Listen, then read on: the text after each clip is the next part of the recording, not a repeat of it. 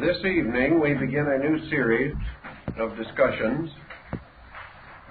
and our general subject is the orientation of Hermetic philosophy. In all of these courses, we are attempting in every way possible to present the material without depriving the student of the right to arrive at certain conclusions of his own. In other words, where certain reasonable doubts exist, where conflict or contradiction is present, we will say so, in order that we shall at least have solid ground as far as we can go. And in the case of the Hermetic philosophy, we cannot go as far as we wish that we could. In the first place, the entire origin of this field of thought is utterly obscure. All that we have is a group of definitely conflicting reports. But out of the conflict itself, and out of the very circumstances which surround the times and conditions associated with the beginning of the school, we gain some very useful and practical insight. So we will try to sketch the field first historically. It is generally assumed that the only material that we have relating to the general subject of Hermetic philosophy originates in the writings of the ante-Nicene father Clement of Alexandria. Clemens Alexandrinus includes in his work a considerable discussion of a system of Egyptian ritualistic, symbolical, magical metaphysics, which was prevalent at his time. And he wrote with the perspective of the late 1st and early 2nd century A.D. Clement does not, however, actually approach the central problem, namely, who was Hermes. Thus we have to seek in other directions, not nearly as factual or as comprehensive. The standard texts of the present time do not have any general knowledge of how what is called the corpus hermeticum came into existence. The corpus is composed or made up of a series of writings attributed to a mysterious person called Hermes, and often referred to either as Hermes Trismegistus or Mercurius Termaximus in the Latin form. Several efforts have been made to assume that this Hermes was the Egyptian deity Thoth, Thoth, long associated with the concept of wisdom, and considered by many to have become intermixed with the Greek Hermes, particularly during the period of the Grecian pharaohs of Egypt. That is, the dynasty of the Ptolemies, the dynasty immediately preceding the beginning of the Christian era. There is no evidence of certainty, however, that the Hermes of the Hermetic school was actually the Egyptian Thoth. This, however, brings a further matter. Thoth, as a deity, was worshipped in Egypt for a very long time. It would be safe to say at least for 3,000 years before the beginning of the Christian era. The question naturally arises, then, was this deity a deified human being? Did a being or creature by the name of Thoth actually exist at some remote age? The tendency now has been to suggest or suspect that many so-called deities were originally persons, and that through long periods of veneration and infallibility, a kind of deification was given to them by popular esteem. Plato declares that there were at least 5 persons by the name of Hermes in the Greek system. Therefore, that somewhere along the descent of this name, it was bestowed upon persons. Now, 2 possibilities present themselves under this thinking.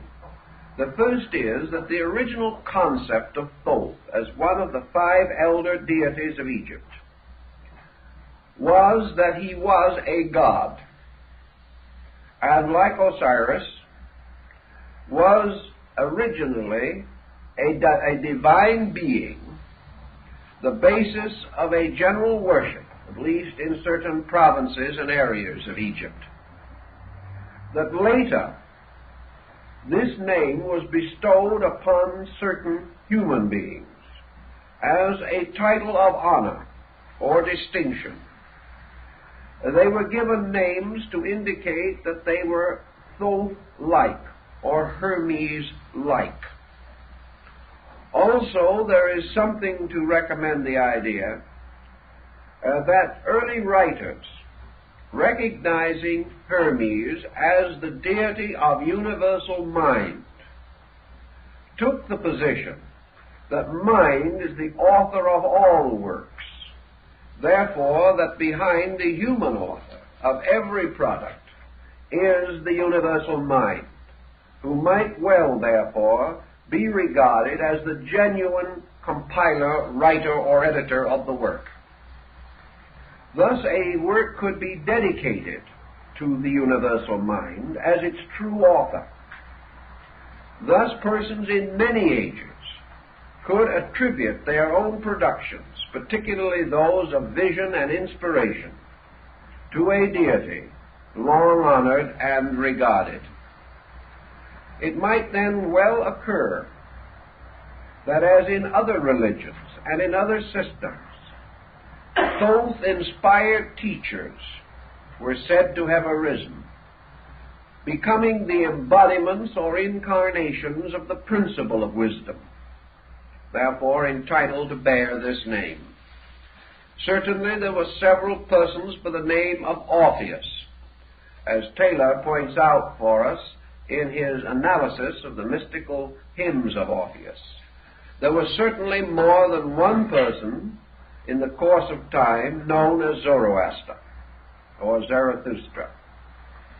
And it is quite possible that the last of the Zoroasters, who is said to have been personally known by Pythagoras, was by no means the first of these fire prophets, but was a distinguished philosopher or mystic or illuminata who had received this name as an honorary title. Thus it is quite conceivable that the name of Thoth or Hermes, because of the peculiar sphere of influence over which this deity was said to rule, could well have been associated with human beings, whereas many other deities might not so readily adapt themselves to this process of humanization, or this process of perpetual or periodic re-embodiment. We then have another thought, which is rather daring, has not perhaps received too much consideration, but might be worth a second glance. Namely, that Hermes, or Thoth Hermes, the final person with whom we are concerned was actually a ritualistic personification. In other words, that this so-called person was the symbolic impersonation of an idea, and that with the gradual passing of time, this person became real, although no one seemed to know where he came from, who he was, or how he departed from this life. If he was a person in a sacred drama, a character in ritualism, a hero signifying universal mind, or even human mind in its noblest and broadest sense, this person could become identified with a story. Ritualism could create a life for him, create situations, but these situations would be essentially symbolical rather than literal, although they might be very well set forth in a rather literal appearing relationship. That such may have been the case in the situation involving Hermes is not unreasonable, for we know that even Clement refers to the Hermetic system as broadly and deeply ritualistic. Wherever ritualism becomes important, we have this tendency for the emergence of a prominent or principal ritual personality who becomes the actual embodiment of the doctrine, the procedure, and all that has to do with a system of religious philosophy or mysticism. We know also that it is quite possible for imaginary or ritualistic persons to gradually gain historical definition. A good example, of course, is the story of the Count of Monte Cristo, who had no existence except in the fertile imagination of Alexander Dumas the father. Yet even today, tourists are taken out to the prison where he was imprisoned, and his cell is carefully and faithfully shown to them. The fact that he never existed is of no particular importance anymore. Now, there have been a number of instances in which imaginary persons have so taken the public fancy that we prefer to accept them as factual. Now, this is on a secular level. If we add to this the aura of divinity, creating a mystery and framing within this mystery a transcendent being, there is every reason to assume that it might be perpetuated as an historical person. So we have, in summary, about three broad possibilities here. One, that we are dealing with a divinity representing a universal state of consciousness, and that this divinity simply descended into the Greek period of Egyptian philosophy and was regarded as the patron of a school or system. The second is that this divinity was represented by embodiments, and that therefore priestly initiates, teachers, authors, and scribes may have received this name and have therefore been regarded as this person. And the third, that he is a ritual figure, as we will find in many other religions and philosophical systems. With this situation as broadly expressed as we can, we then come to the intricate problem of dating the Hermetic philosophy.